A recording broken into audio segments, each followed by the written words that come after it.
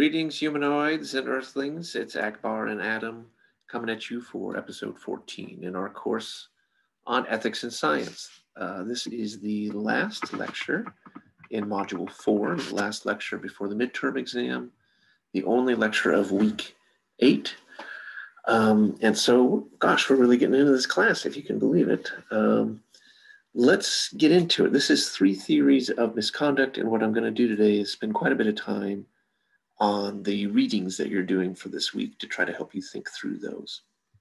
Okay, so here is the outline. And I put on your notes, I put the learning objective really is to think about and explore different ways of explaining why misconduct happens, and indeed what misconduct is and what it can tell us about science. So first we're going to start with a couple of definitions, a little review, and then we're going to spend the rest of our time on these 3 theories. I'm calling them the bad apple theory, the recognition theory, that's from your Broad and Wade reading, that's their theory, and the intuition theory by the Segerstrale from that reading that you did. And again, theories just give you a kind of way of understanding the important features of the world or of the subject at hand. And so these theories kind of help different aspects of science pop out into our vision so we can see it better. And then I'm going to end with some speculation, really, just to think with you a little bit about a story in the news now, here in late 2020, about the coronavirus vaccine and the political pressures being applied to that process, and whether we need a 4th theory to account for that, whether that's really even something in the purview of misconduct, something we'll think about just briefly at the end. Okay, so we've talked about this a bit before, but I just wanted to reiterate because this will come back around at the very end of this lecture. There are both broad and narrow definitions of misconduct. So broadly, it would be falsification, fabrication, or plagiarism, FFP, or other practices that seriously deviate from those that are commonly accepted within the scientific community. You can see this is from a rather old National Institutes of Health document. This never became formalized in the US as law because it was seen as being too vague, perhaps even stifling creativity in punishing honest mistakes. But some people, and you might want to think about it, some people think maybe FFP is not all that misconduct could be, and that we might want to think about serious deviations from commonly accepted scientific practices as a form of misconduct. So keep that in your mind. But for now, let's just kind of go with this narrow definition of fabrication, falsification, and plagiarism, keeping that broader one in your mind. Okay, a bit of review here. We've talked about this before, both in terms of Merton's general kudos norms, right? And in terms of the responsible conduct of research, that science has a normative structure. The second bullet point is just a way of saying that same thing. It's just saying that science has certain ethical norms that establish the necessary conditions for its existence and its success. Let me say it differently. Now I'm saying the same thing just in different ways. Certain principles derive from the goal of science to seek truth or extend certified knowledge. And so the very practice of science presupposes and requires ethical norms. In particular, right, you have to be honest. You can't make stuff up.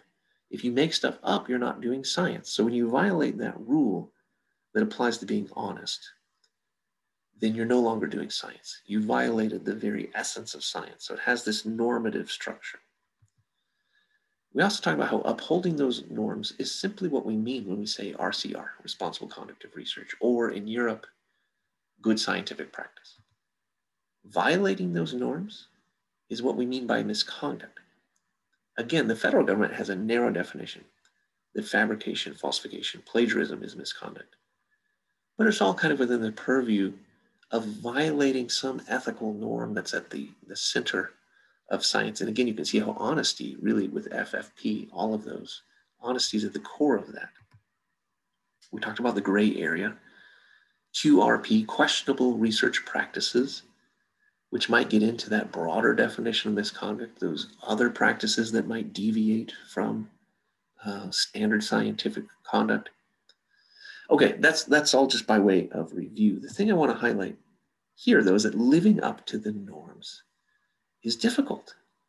There's this ideal normative structure, and you might think, oh, science is this objective, dispassionate search for truth, and scientists, have no problem doing that because they're just upstanding individuals. But we see instances of misconduct, and scientists will tell you about temptations toward that. They'll tell you about ethical ambiguities where it's not clear what the right thing to do is. And so what we're asking is why? Why does misconduct occur, whether we define it broadly or narrowly? Well, theories help us answer why questions. Why does something happen? It gives us an explanation, right? So I want to break the three theories into two kinds of theories, right? One kind of theory says that misconduct is anomalous, or let's just say it's foreign to science. It doesn't have anything to do with the intrinsic features of science. It's this foreign influence that contaminates science. Another kind of theory says that misconduct is actually endemic or native to science, that misconduct actually is a feature of intrinsic properties of science. Now, the bad apple theory, that we'll devote just one slide to real quick because I think it's pretty intuitive, is an example of this first kind of theory, that there's nothing wrong with science. It's just occasionally individual scientists are bad apples, The other two theories, though, Broad and Wade's recognition theory and Segerstrale's intuition theory, are instances of kinds of theories where they think misconduct actually is rooted in something intrinsic in science. It makes it more of a systemic problem, and indeed probably an unavoidable problem, although it's a problem that can be remedied, mitigated, limited, right? But probably not eradicated altogether. That's what's interesting about those theories. Now, a note, and I want to say this cautiously because I haven't thought it through, but you might want to start thinking it through, that you can see parallels with these kinds of theories with other professions. And I'm thinking in particular, just given what's in the news a lot lately in the US, policing as a profession. When you talk about instances of police abuse of power or use of force, excessive use of force, what's going on there that would drive those instances of those problems? And again, I think in the discourse around that, you'll see these kinds of theories. Some saying it's just bad apples. It's an occasional individual who's just gone rogue and gone off the rails, and it doesn't speak anything to the structure of the profession itself. And then there's going to be theories that say, no, there's something systemically or structurally wrong with this profession. Again, I'm not going to push that analogy because I don't know how far it goes, but it may be something interesting to think about. We're going to stick with science, though. All right, here's the bad apple theory. And this is a quote, I believe, out of Broad and Wade, because they begin with dispensing this theory. It's what they call the conventional ideology or the conventional theory, but I call it the bad apple theory. That misconduct is just these rare instances of deviation from the norms. And it can only be understood as psychopathic behavior originating in minds that have made very bad judgments. Okay, so it's just this lone actor, lone wolf. Nothing to do with science. It's just any time you got a profession, there's humans, some humans are bad. That's all there is to it. Okay, that's one theory. It's intuitive, I think. And there's got to be something to it, right? But what about reasons intrinsic to the realities of science? That's what I want to get to. What about theories that would say that misconduct is actually symptomatic of something in science, right? It's not that it's contrary to science, but it's actually symptomatic of science. That's a complex thing about misconduct, because I think you can think of it both ways. Certainly, misconduct is contrary to this ideal normative structure of science. That's kind of the way we've defined it. But you can also see, and that's what we're going to do with these next two theories, you can see misconduct as actually symptomatic of or a reflection of something that's really structural about science. That's what I think is far out about these theories. So Broad and Wade. Again, they're in that second category of theory. So they think misconduct is endemic or native or built into science in some way. Why? because of the pursuit of recognition. And that is an intrinsic necessary feature. That creates the pressures to cut corners. So they say, look, yes, science is the pursuit of truth, or what Merton called certified knowledge. But it's also the pursuit of recognition. That is baked into science just as much as the pursuit of truth is. Okay? So it's endemic, right? Intrinsic. Science then is not just a logical process guided by objective tests of verification and motivated by a search for truth alone, right? It's that, but it's more. It's also a race, it's a career, it's a business, and increasingly it's a big business. It's faceless, it's hierarchical, it's a profession, right? And all of these features, which are sociological realities of science, intrinsic parts of science, create these pressures that can favor, this is almost a direct quote from Broad and Wade, glory getting and credit grabbing over the dispassionate pursuit of truth. So the recognition theory, you can say, how do I understand this one? Just think of all the pressures on scientists to publish or perish, right? Publish or perish. You got to get this done. You got to get a career. You got to get your paycheck. You want to be the first one to discover something, right? There's all these sort of pressures incentivizing you to cut corners. That's what they're calling our attention to. Now, how do you fix it? Well, again, you maybe can't eradicate it entirely because it's built into the structure of science. But one fascinating idea to at least help would be to reduce the number of publications, the number of journals, or even the number of scientists, right? Why? Well, because the publication system, they say, is too free from any market constraints. And I can tell you this as an insider in academia, it's true. You want to get something published, there's a journal out there that will publish it, right? And if there's not, you can create your own journal and publish it. So scientific publication, something we've talked about before, just keeps growing and growing and growing and absorbs more and more crap, right? Crap sometimes in the sense of it's just not any good and nobody will read it, but sometimes in the sense of fraudulent, as in misconduct. But you know what? The scientists will get credit for it. There's that recognition, right? It'll be a line on their CV, their professional CV. It will help them get promotion and tenure and keep their job, right? So there's incentive to keep producing stuff, even if it's not just junk, but actually straight up misconduct or fraudulent. And that's the image of science Broad and Wade give us. And it's unvarnished. It's kind of ugly. But you know what? There's truth to it, right? Okay, so that's Broad and Wade. Let's look at Segerstrale. The intuition theory. I could call this maybe different things, but what's interesting to put these two into a conversation is they're both, again, calling attention to things that are intrinsic to science. But Segerstrale doesn't focus on the pressures and the need to get credit and recognition. She focuses more on the cognitive aspects of science, that it necessarily involves intuition or tacit knowledge. Think about those of you who have learned to drive a car. At first, driving is a very explicit mental exercise, and you're thinking, you got to get your hands on the wheel this way. You got to shift at a certain time if you're doing a stick shift, right? Checking your mirrors. You're very consciously aware, and you're like following a checklist that your instructor gave you. But after a little while, as you go up the scale of expertise with driving, it becomes sort of thoughtless in the sense of you can just be driving and you're like, oh, 10 minutes later, how did I get here? Because it's just sort of happening automatically. You've developed this sort of intuitive hunch or knack or tacit knowledge or feel for driving. And they say that's the same with science. That's what Segerstrale is saying. It's not, science is never going to be rule following.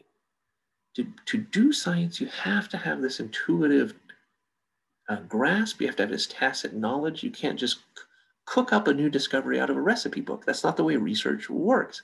That's why we call them experts. Not just because they have memorized a laundry list of rules that they can follow and churn out a new discovery. They've developed this intuitive sense, right? Really interesting, I think. Here's the problem, though, she says. So again, that's a fundamental feature of science. It's intrinsic. But intuition can shade by degrees From a hunch, these are examples I pull out of her article and maybe even out of Broad and Wade too. The examples aren't super important, but I want you to see this progression she talks about, or regression from intuition or tacit knowledge, which is necessary. You kind of have this hunch about the way the world works. I just feel like this is right, you know? It must be this way. That's the kind of, I got this gut feeling about it, right? So you expect it to be this way. So now you're sliding into experimenter expectancy. But the problem with that is you might only start seeing what you want to see, or what you expect to see, or what you just know must be right, you know? Then if you get a community doing that, you can have the shared delusion. She talks about this N-ray example, where everybody's sort of seeing just what they want to see, okay? Because they all have this intuitive sense, and they're all experts, and they all know what's going on with their gut, right? That can even shade further into subtle, even unconscious data manipulation. I believe Morton is the example of the guy who wanted to prove a racial theory of intelligence, and maybe unconsciously was putting his thumb on the scale for different races to come out looking more intelligent, right? Because he just knew, right? He just knew that had to be the way it was. It's got this intuitive grasp, right? That's the problem. Then it could shade even further into outright, explicit, full-on fabrication, falsification, misconduct, right? Where you just say, well, I know this is the way it is, and if the data doesn't turn out the right way, there's something wrong with the data, and I'm going to change the data, right? Boom, now you're in misconduct. And it's this sort of shading into it from this necessary feature of intuition. That's what she's saying. At least that's the way I read it. So another way to put it, if that doesn't resonate, misconduct is endemic or intrinsic to science because of the premium of being right over being earnest. So that's the way she puts it. There's this premium of getting the quote unquote right answer, the answer that everybody expects to be the right answer, that you all know is the right answer, instead of being earnest, that is honestly following what you actually are seeing, being open-minded and following the evidence where it leads you, even if it's somewhere you wouldn't expect it to go, right? So it's the problem is this emphasis on correct results rather than the process of thinking, following the evidence, and reporting negative results. And she talks about her experience as a graduate student and her mentor being so frustrated. You didn't get any result. Well, what he meant was you didn't get the right result. And what he meant by that was you didn't get the one I expected, right? The one that I intuitively know and my wisdom, right, is the right result. That's a problem. Now, she says, like Broad and Wade, we kind of have to take the bad with the good. Recognition is a part of science, and so too is intuition. So we're not going to get rid of this entirely, but what should we do? Really interesting. Stop teaching young and aspiring scientists to cheat, because that's basically what we do. Even in high school, how many of you have had your textbook, you're doing an experiment and you know what the results are supposed to be, and you do the experiment and you don't get the right results, and what do? You fudge your own data to match with what you think the right results should be or what you expected to get, right? From the very beginning, we're teaching scientists to cheat. That's a really interesting insight. Okay, like I said, I'm going to end now on speculation. So this much I kind of have figured out what I've shared with you so far. But where I get confused, honestly, is how do I fit in all of this talk about political pressures on the coronavirus vaccine into this framework of misconduct? Does it fit into one of these theories? Is it even misconduct? Or do we need a new theory of misconduct? So let me give you just a little bit of my thinking here. Okay, this is far more shaky, speculative. Look, it's really interesting. I think this vaccine, this race for a vaccine, is one of the most important ethics and science moments going on in our globe right now. Science will be the savior of society. And fascinatingly, that means it's woven into politics. But in order for it to do its thing, it has to be completely independent from politics too, right? There's this contradiction, this tension going on. It sure would be nice to have a vaccine. And I give you some options here. A, before other companies get it. Imagine you're at Pfizer. Well, you want to do it before AstraZeneca, or you name it. B, before other countries do it. You're at Russia. Hey, Russia has already said, we've got a vaccine, we're giving it to Putin, right? We win. Or you're in the US, of course. I mean, there's this nationalism going on, which is, of course, according to Merton, totally anathema, opposite of the spirit of science, the normative structure of science, which is supposed to be universal, right? Or it should be nice, sure would be nice to have a vaccine before the election. And that's one of the things people are worried about in the US, right? Will there be political pressures applied to science to speed up the vaccine process so that it can look good for the administration and the people, other people sitting in office now who are up for re-election? Now you're thinking, is that misconduct? Well, I don't know, narrowly defined, but go back to that broad definition of misconduct from the beginning. Think about it. Other practices that seriously deviate from those accepted in the scientific community. Well, you know, soon we're going to be studying research with human subjects, and we're going to be learning about the clinical trial process. This is a process where there are established and well-accepted practices in the scientific community. If you were to cut corners on that, if you were to rush through it, or even eliminate certain stages of it, that would seriously deviate from practices accepted in the scientific community, and in that sense might count as misconduct. Now, it could also count as the ethical thing to do, because maybe rushing things in the face of a pandemic is the better thing than to go as slow as you and careful as you normally go. So I admit there's a lot of ambiguity here. So if we think of this as misconduct, though, imagine this, the nefarious version of this. Politicians say to the scientists, look, I don't care what you have to do. You just give me something that looks like a vaccine that's safe and effective. And the scientists say, we're not ready yet. And the politicians say, I don't want to hear that, right? You tell me that you're ready. And they cave under pressure, say, and they say, here it is. And the politicians then get to say, aha, see, we delivered a vaccine in record time. Vote for me. Take that scenario. Well, maybe it's a little like the intuition theory, because the countries, companies, who, right, the actors here want or expect their vaccine to be the best and to be the first. But again, it's not quite like that, because we're talking about external pressures and not really the scientific community thinking that they know what's going on, right? So that doesn't seem quite the right theory. It is maybe more like the recognition theory, because there are pressures to produce results, the first results, right? But it's not really about individual scientists getting recognition. And again, it doesn't seem like this is quite an intrinsic feature of science, the way the recognition theory would have you put it. So I don't know, again, speculation. Maybe it's more like the bad apple theory, because the pressures here are external to the characteristics of science.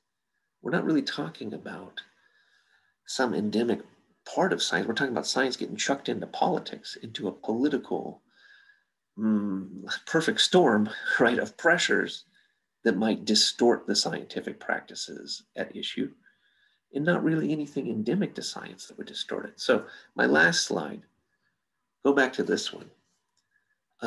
Maybe there's a fourth theory of misconduct. Maybe it's another one like the bad apple theory, although it wouldn't be a scientist that goes rogue because they're psychopathic or something, whatever the bad apple theory wants to say. With this political pressure theory, it would say that misconduct could result from foreign influences on science, right? Not a scientist who's gone crazy or whatever the bad apple theory wants to paint them as, but politicians putting so much pressure on scientific institutions, individual scientists, scientific companies, right, that they would cave under that pressure. And as a result, you might have misconduct. So again, that last part is speculative. I hope that some of this earlier stuff on the readings was helpful for you as you think them through. Read those with care. And as always, hit me up with any questions. And until next time, as Akbar says, here he is, may the force be with you.